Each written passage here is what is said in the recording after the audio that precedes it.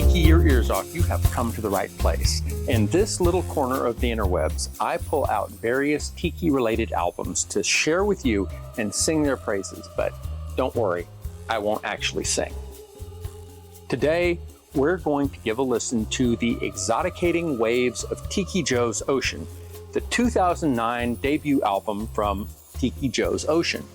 Now, I need to clarify that much like Mr. Moai and the Tiki Heads, Tiki Joe's Ocean is primarily the work of one man, Andy Nazzal, a multi-instrumentalist and music teacher.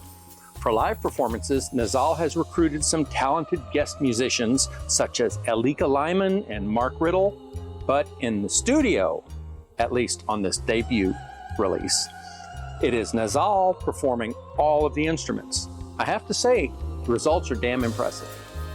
Now, I don't want what I say next to be taken out of context or read as a slight against performers making modern exotic music, because that is 100% not my intent. The majority of contemporary exotic bands are drawing on the likes of Martin Denny and Arthur Lyman as their direct inspiration, which is great. I personally own a bunch of albums from both of those guys. What those earlier band leaders did was adopt the exotica sound for small musical combos of 4 to 5 musicians at a time. They created lush, evocative sound despite more Spartan musical resources. Tiki Joe's Ocean, on the other hand, takes things one step farther by drawing directly on Les Baxter for inspiration. Baxter, of course, invented the musical subgenre of exotica. Don't at me, you Corla-Pandit fans. But Baxter did so with full orchestras. Nazzal doesn't go quite so far with Tiki Joe's Ocean, but the ambitious arrangements on this album are clearly evocative of Baxter's pioneering sound. And Nazzal's not subtle about it either. Here's the album's third track, the cleverly titled Baxter Pad.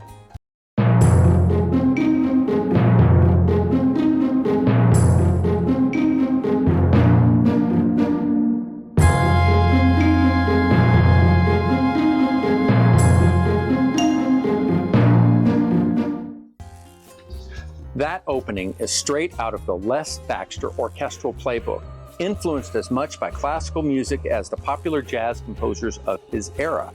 But, like Baxter, Nazzal changes tempo and intensity to keep the listener engaged.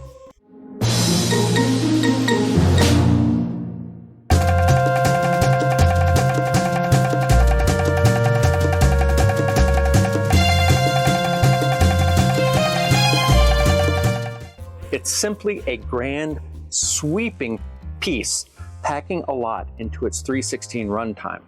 Honestly, before looking it up, I'd assumed this was a 4 to 5 minute track.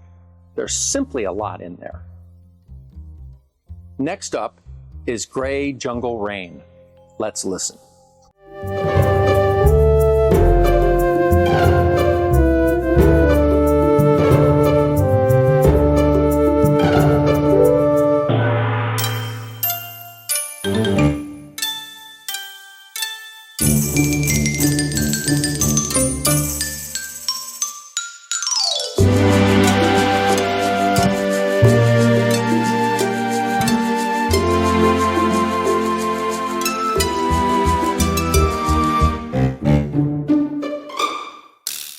This composition is a snowball, rolling innocently along at first, but picking up more and more instrumentation along the way until it's, well, maybe not a full wall of sound, but certainly a full, robust audio experience.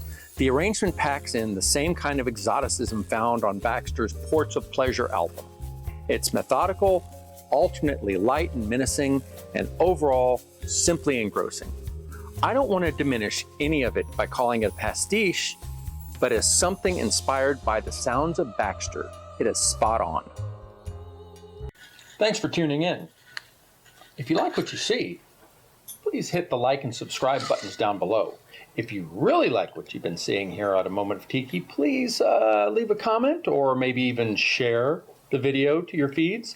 What this does is make it easier for others to find A Moment of Tiki. And if you do that, I will be grateful. Mahalo. Finally, I want to share La Luna Negra.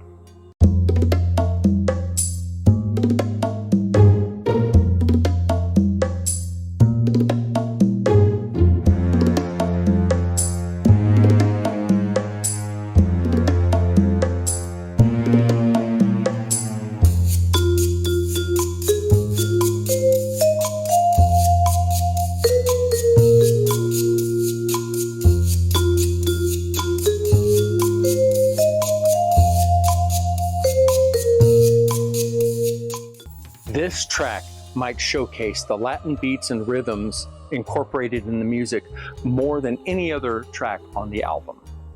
Baxter, of course, relied on his familiarity with Latin music traditions heavily with his exotica compositions, remixing and tweaking the sounds and instrumentations to create music evocative of tropical jungles, forbidden rivers, and palm tree beaches. There's great percussion here from Tiki Joe's Ocean, pushing the tempo along as the vibraphone and strings offer playful melodic interplay. It's just good stuff. Now, here is the part of Tiki Your Ears Off where I extol you, good reader, to support the independent artists. If you get your music from streaming services, I urge you to reconsider. Streaming services do not reasonably compensate artists for their hard work and investment in creating this music. And honestly, we are in a Tiki music golden age. More artists are creating original content more so than any other point in history. Even in the golden age of Tiki, when you had all these combos producing albums left and right, a lot of those were just covers. Here we have musicians creating new and original content. So I am going to include links down below so you can reach out to Tiki Joe's Ocean to purchase their music. Now, I do know that there was a problem with the company contracted to produce CDs for Tiki Joe's Ocean. The company went belly up after taking their money, and Andy Nazzal was kind of left high and dry. So for now, unless you reach out to him and hear otherwise, I would recommend purchasing the download option, which still gives you access to all of his quality music. So until next time we gather here for another music conversation, keep tikiing your ears off.